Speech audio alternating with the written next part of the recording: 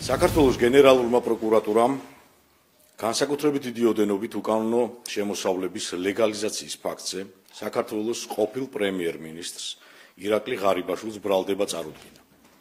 სახელმწიფო უსაფრთხოების სამსახურის ანტიკორუფციული დეპარტამენტის საგამოძიებო ნაწილში მიმდინარე გამოძიების ფარგლებში დადგინდა, რომ ირაკლი ღარიბაშვილს, რომელიც 2019-24 წლებში იკავებდა საქართველოს თავდაცვის მინისტრის და პრემიერ-მინისტრის თანამდებობებს, წარმოადგენდა სახელმწიფო პოლიტიკური თანამდებობის მქონე პირს.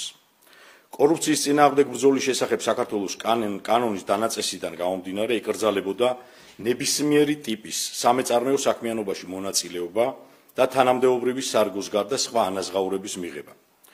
მიუხედავად აღნიშნულისა, თანამდებობაზე ყოფნის პერიოდში ირაკლი ღარიბაშვილი ფარულად და შენიღბულად აქტიურად ახორციელებდა სხვადასხვა ტიპის ბიზნეს საქმიანობას და იღებდა განსაკუთრებით დიდი ოდენობით არალეგალური წარმომავლობის შემოსავლებს.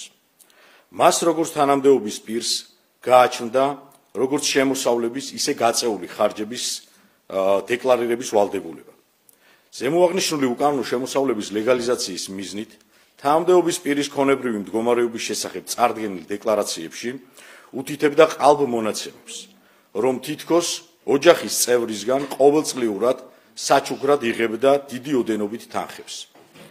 აღნიშნული გზით წარმომავლობა ხელოვნურად შეექმნა მის მიერ კერძო ბიზნესში არალეგალურად მონაწილეობის შედეგად მიღებულ განსაკუთრებით დიდი ოდენობით თანხის ნაწილს 830.000 ლარს, რაც მოექცა ლეგალურ ბრუნვაში.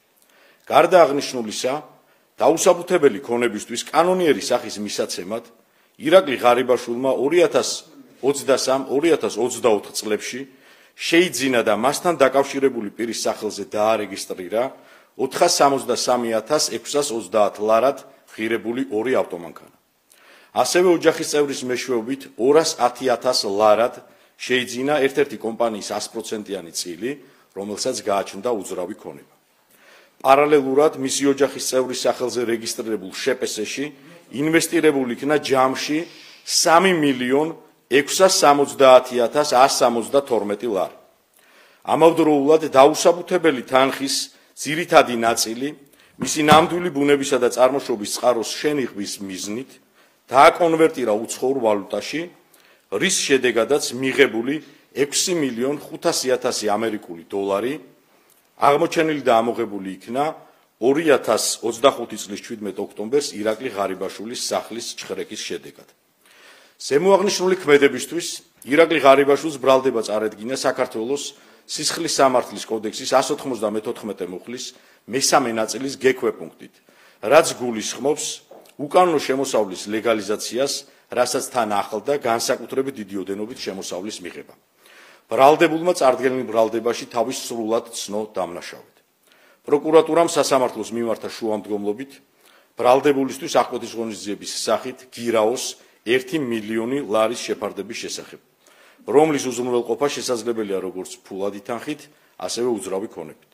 აღკვეთის ღონისძიებასთან ერთად პროკურატურამ მოითხოვა ბრალდებულისთვის ისეთი დამატებითი ვალდებულებების დაკისრება, როგორიცაა საქართველოს პასპორტის სამართალდამცავი უწყებისთვის ჩაბარება და ქვეყნის ფარგლებს გარეთ გამგზავრების აკრძალვა.